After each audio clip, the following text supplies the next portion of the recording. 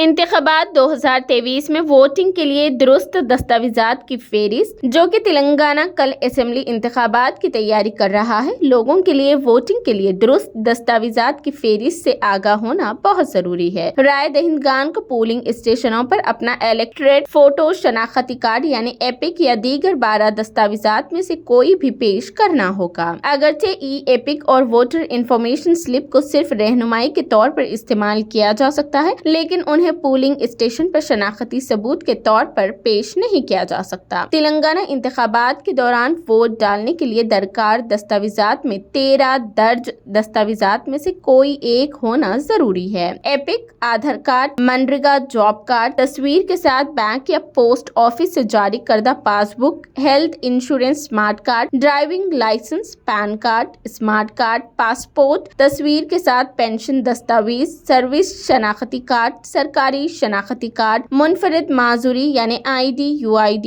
اس کے علاوہ polling station پر mobile phone اور الیکٹرانک گیجٹس لے جانے کی اجازت نہیں ہوگی۔